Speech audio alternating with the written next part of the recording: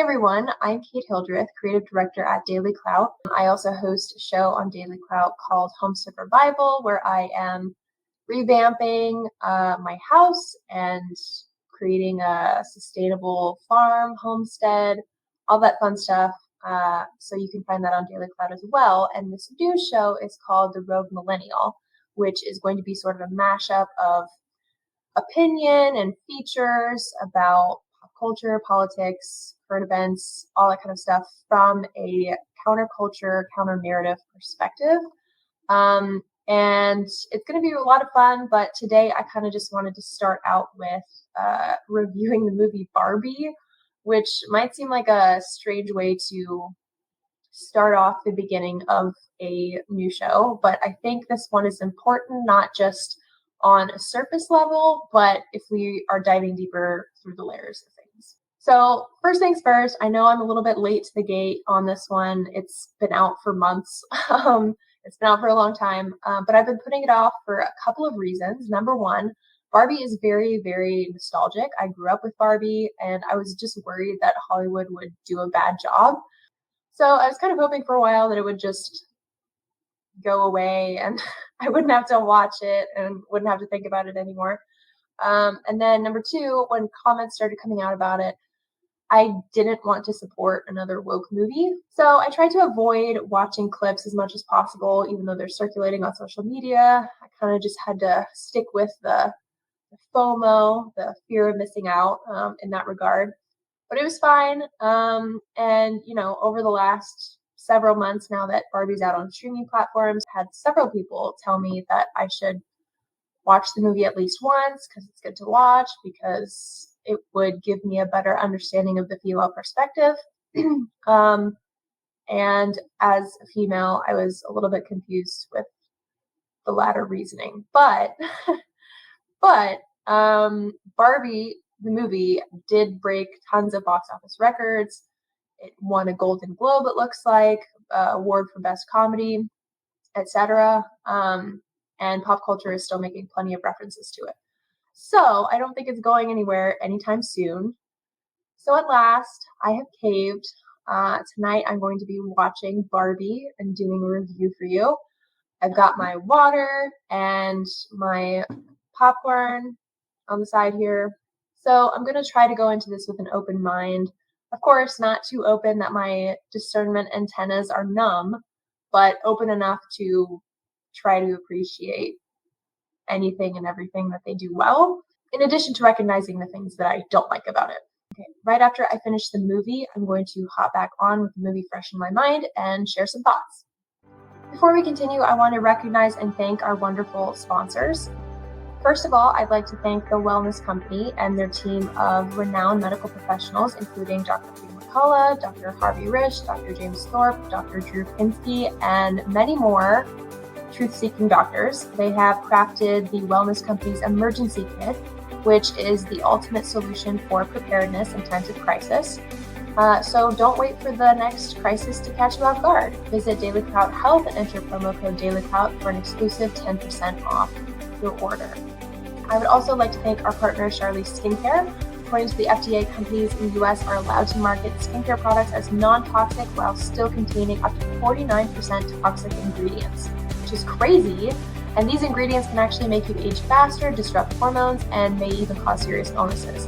Charlize Skincare is an organic, toxic-free skincare line with zero toxic ingredients that is anti-aging and made with all natural ingredients. So if you or someone you love is sick of being lied to by the beauty industry, go to charlize.beauty today and use code DailyClout for an exclusive 25% off your entire order. Please support Daily Clout by supporting our sponsors. Now back to the video. All right, so I'm back. I have watched the Barbie movie and I have so much to say. I literally have like 4 pages of notes, so I'm going to really have to narrow it down. But I'm going to try to go in order. For those of you who haven't seen the movie, I'm just going to give you a little bit of context before I make my point. And then at the end, we'll watch the sort of viral clip of America Ferrera making her feminist speech. And we're going to break that down. So let's get into it. So one thing I want to say before I jump into all the bullet points is that the perspective I'm taking on this is very much trying to dissect the double standard of men versus women in this movie. Because there's so much of it, it might be a little bit repetitive, but the reason that I am pointing these out, and it might seem repetitive, is because a lot of people, especially in my generation, honestly, who consider themselves feminists and praise themselves to be these, feminist activists, they behave like this. And so I'm just going to go through my bullet points and kind of revert back to that theme of men versus women and the double standard we have going on here. So the first thing right off the bat that I noticed is they threw in all of these kind of weird lines at the beginning of the movie that just felt very artificial and scripted. I mean, I know they're scripted, but they felt scripted when the actors were saying them. So that could be intentional. I mean, I know they're Barbies, so like they're fake and everything, but it seemed very rehearsed and just very like kind of forced. So one of the lines at the beginning of the movie, one of the Barbies was in a courtroom, I guess, and she said something like, I can carry both emotion and logic at the same time, and my emotion does not deplete my power, it expands my power, or something like that. It was kind of weird, but to me it sounded very forced, not organic at all. But if we're taking that quote out of the context of Barbie, it really should be for everyone, because everyone should probably learn to balance logic and emotion, I would think, especially emotion, because we're human and we all have lots of emotions and we should be able to express them, men included in that. And men statistically have higher suicide rates. So maybe we should talk about how it's okay to show emotions more, maybe not impose social pressures or norms of men being these stoic, emotionless creatures. Double standard number 2, body positivity for women, but not for men. I don't know if everyone noticed this. To me, it was like the elephant in the room when I was watching the movie. You had this whole cast of Barbies in Barbie Land and all the Kens running around and blah, blah, blah. The Barbies had all different sizes. Some were more petite, some were more tall, some were more athletic. And I'm not a fan of glorifying unhealthy lifestyles at all, but especially when it's one-sided. It was basically like saying that it's okay for women to be fat, but not for men to be fat. You have, fat Barbies, and then you have these like thin or athletic Kens. It's like, are men not allowed to be out of shape too? It just seems a little bit off, and also very odd when you see the whole Ken and Barbie cast together. It's very strange because all the Kens are like the same size, and then there's so much variation with the women. Okay, double standard number 3. Barbie Land is described as perfect by the Barbies because the Barbies are essentially the center of the universe in Barbie Land. Ken, however, is not so happy, and that's why when Ken and Barbie go to the real world, I found it very interesting that Kevin says things are basically reversed in the real world. Women aren't the center of attention anymore, and he feels like people respect him. Barbie, of course, does not like the real world, especially at first, because she's not the center of the universe anymore. I think they played this idea that if Barbie doesn't feel like she's getting enough attention, the world isn't right. And that might seem kind of mean, but like throughout the movie, it's like Ken feels like he's doing well, and like people actually talk to him like he's a person, and Barbie is having an average experience where she's not, the most perfect, amazing person on the planet, and she's sad, and therefore the world is not right. The other thing that I found to be kind of funny in a weird way is that in the real world, Barbie goes to the Mattel headquarters where she enters this like sort of boardroom, and the board is like all men, and it's supposed to be like some subtle hint that like men are always in power and men are always dominating and blah, blah, blah. And then I decided to go down a little rabbit hole and research the board of Mattel. Mattel board.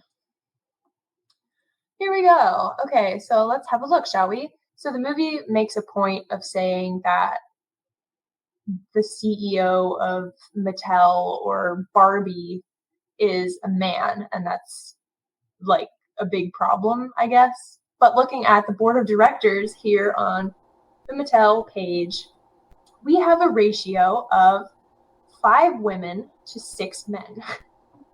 That's almost 50-50, guys. I mean, there's a lot of women on this board. So, again, I know this is a movie, but I just find it a little bit funny that they try to exaggerate how much power men have and try to make it seem like women are absolutely powerless in this world. Another thing I did not like about this movie is that America Ferrera's daughter in the movie, I think her name is Sasha. Her name's definitely Sasha. But I think she's super annoying and she's the definition of woke. Like literally like 2 minutes into being on screen, Sasha called Barbie a fascist because she's pretty, basically. She was like, Barbie, you make people feel bad about themselves because you're so pretty and you encourage consumerism and you're a fascist. I was like, all right, I'm about to turn this movie off. Like, it's so cringe. Anyway, I just want to point out that I powered through and we're on our merry way going through this movie. Okay, segueing over into unrealistic body ideals, because that's another thing that Sasha pointed out. She says Barbie's unrealistic. She says, you know, Barbie, look at yourself. You're so unrealistic. And Margot Robbie's probably just like standing over there awkwardly, like, I mean, sorry. I don't know what to tell you. Sorry, you're jealous, I guess.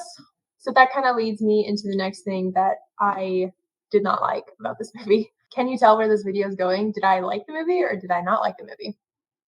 So unrealistic body ideals is another kind of recurring theme throughout this movie. And I just think it's weird. I mean, Margot Robbie is not unrealistic. They say unrealistic like multiple times throughout the movie. Margot Robbie is healthy. She's in great shape. She's attractive. That is not unrealistic, okay? It might not be the most common appearance for everyone, but it's real. Like, she's a real person, especially these days with the whole like body positivity and, you know, love yourself type of thing. I think people like Margot Robbie are like shamed almost for looking good and quote unquote making people feel bad about themselves, when in actuality, if those people feel bad about themselves by looking at people like Margot Robbie, it kind of seems like maybe they should think about going to therapy to correct their extreme negative self-perception, because it sounds like it's pretty severe. Like, they're literally blaming people for looking like themselves. Like, that's the most ridiculous thing I've ever heard. So instead of throwing yourself a pity party about how you're so sad that you don't look like Margot Robbie, maybe a more productive thing to do would be to work on yourself. And by the way, now that we're on the subject of unrealistic or unhealthy role models for girls, maybe another good thing to do would be to stop glorifying obesity as healthy or beautiful when actually you're promoting a very unhealthy lifestyle and a very dangerous lifestyle. Because in case anyone forgot, obesity-related illnesses like heart disease, stroke, type 2 diabetes are leading causes of death in the United States still. That's not self-love. Self-love would be wanting the best for yourself, okay?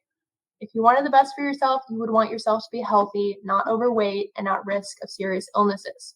So stop telling young boys and girls all over the world that it's okay and normal and healthy and beautiful to be very overweight, because it's very dangerous and very damaging. All right, moving on. When Barbie returns to Barbie Land, she is sad because Ken is now the center of attention. This one gets me because literally at the beginning of the movie, she did the exact same thing to Ken. She said, sorry, Ken, we can't hang out. We're having a girls' night. Every night's girls' night. Barbie's awesome, pretty much. And then at this point in the movie, Ken and the other Kens take over Barbie Land, and Ken's like, sorry, Barbie, it's boys' night every night, and this is our house. And anyway, it's literally the same thing that she said to him. And then, like, she starts crying. She's like, Ken, how could you do this to me? I'm like, Barbie, you literally just did the same thing an hour ago. All right, so now, the moment we've all been waiting for, America Ferrera's big viral speech. I hesitate to even call it a speech because it's so bad. So we're going to watch this speech and talk about all the things that's wrong with it. It is literally impossible to be a woman. You are so beautiful and so smart, and it kills me that you don't think you're good enough. Like, we have to always be extraordinary. But somehow we're always doing it wrong. You have to be thin, but not too thin. And you can never say you want to be thin. You have to say you want to be healthy, but also you have to be thin. Wait a second. Okay. Serious question. Who says that you can't say you want to be thin? Who's saying that? Okay, let's continue. You have to have money, but you can't ask for money because that's crass. You have to be a boss, but you can't be mean. You have to lead, but you can't squash other people's ideas. You're supposed to love being a mother, but don't talk about your kids all the damn time. You have to be a career woman, but also always be looking out for other people. You have to answer for men's bad behavior, which is insane, but if you point that out, you're accused of complaining. You're supposed to stay pretty for men, but not so pretty that you tempt them too much or that you threaten other women because you're supposed to be a part of the sisterhood, but always stand put and always be grateful. But never forget that the system is rigged, so find a way to acknowledge that, but also always be grateful. You have to never get old. Never be rude, never show off, never be selfish, never fall down, never fail, never show fear, never get out of line. It's too hard, it's too contradictory, and nobody gives you a medal or says thank you. And it turns out, in fact, that not only are you doing everything wrong, but also everything is your fault.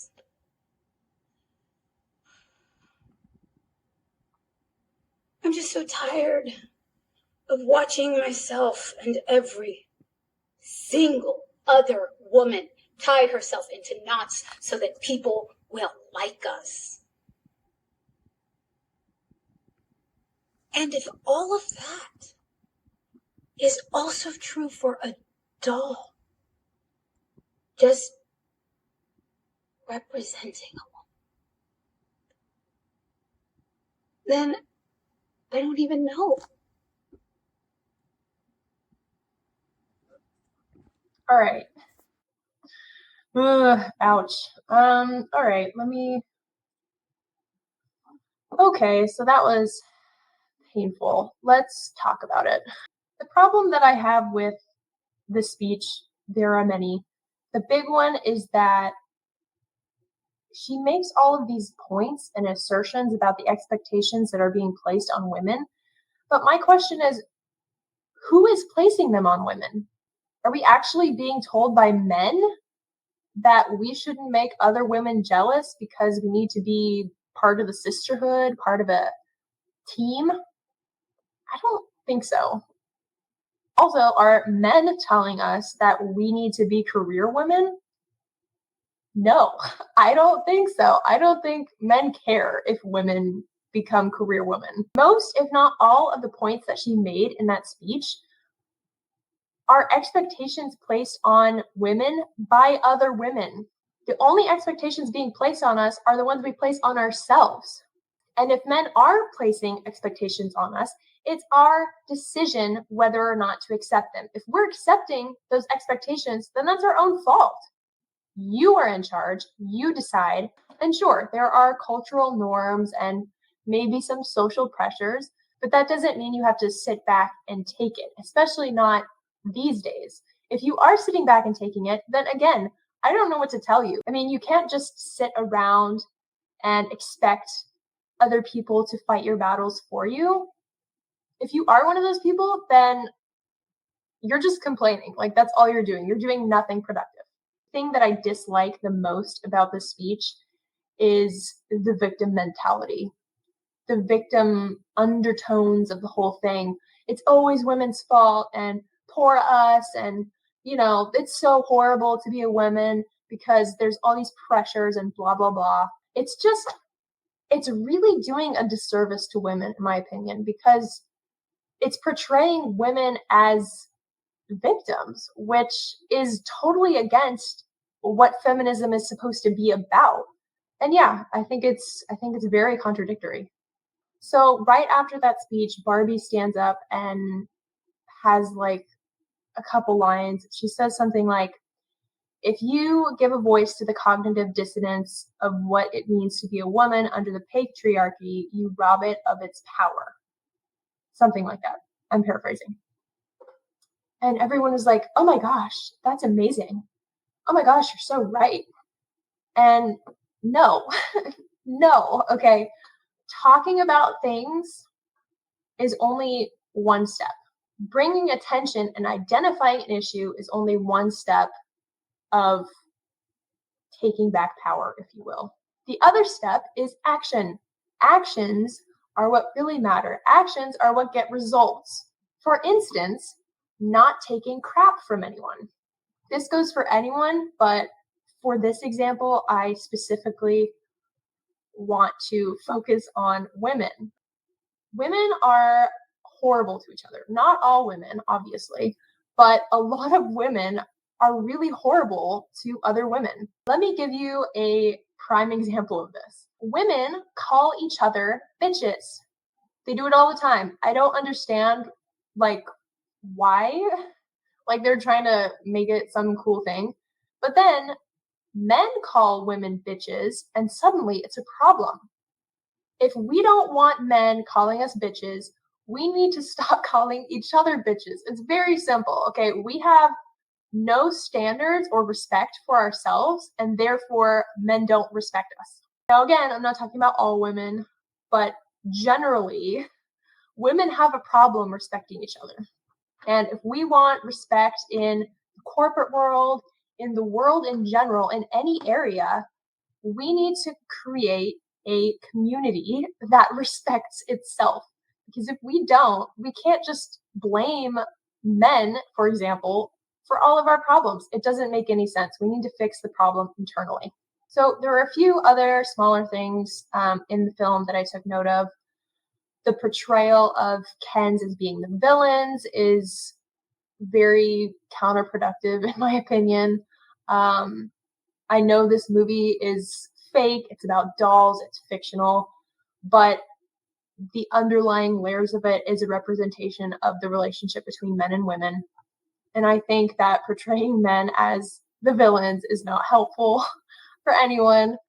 The other thing that bothered me is like the way that Barbie's got the power back from Ken's is by distracting Ken's, and here, Barbies are like in the corner whispering, and they're like, the only way to get attention from the Kens to distract them is to like act dumb or helpless or confused because they can't resist a damsel in distress. And what I find funny about that is that women, especially these days, are very like sensitive about the idea of like being a damsel in distress or being helpless or confused or the love interest in some movie. Like, they're very sensitive about that. They're like, women need to be powerful, whatever. But at the same time, women, the Barbies, are the ones telling each other to act dumb or helpless or confused. Like, at no point does a Ken indicate that he's interested in a Barbie that is dumb or helpless or confused. It's only the Barbies that are telling each other to act that way. Okay, I have 3 bullet points of things I did like in this movie. Number 1, at the end, Barbie tells Ken to find himself. I thought that was nice. A little touching, maybe, even. Which leads me to another thing I didn't like. They really dumb Ken down a lot in this movie. And I know Barbie is supposed to be like the center of the movie. It's called Barbie. But I think that the way they dumbed him down was like very exaggerated, which might be intentional, but it just felt too exaggerated. Like it's kind of cringy to watch. I didn't like it. It was very demeaning toward men, I feel. A couple other things I liked. The theme that life is constantly changing and there's beauty in the change of life. I thought that was kind of nice. Not very original, but nice. And then I do really like the kind of nostalgic community that the movie created between mothers and daughters, especially. Going to see a movie together, I think it's a fantastic way to revisit those memories and reconnect in that way. So I thought that was nice. And again, it's a movie, it's fictional, it's based on a doll, but the theme at the end of the day is the relationship between men and women. And I think that part is very real. I think the movie really missed the mark for me, especially when it comes to the importance of unity between men and women. They basically spent 2 hours of my life, which I will never get back, fighting over who should be on top and who should be on the sidelines, instead of cultivating a kind of interdependence and unity with each other. Because women aren't always better at leading, and men aren't always better at organizing, or no one's always better at one thing, okay? We have a lot of different talents, a lot of ways that we complement each other. And yeah, I just think we need to focus on that balance instead of it being men or women. It should be men and women in the proper balance. So those are my thoughts on the Barbie movie. I'd love to hear what you think. If you saw the movie, and even if you didn't, leave a comment below to join the discussion. I would love to hear your thoughts. Don't forget to subscribe to Daily Clout, become a member, donate, all the good things that help keep us going, and stay tuned for more coming up soon.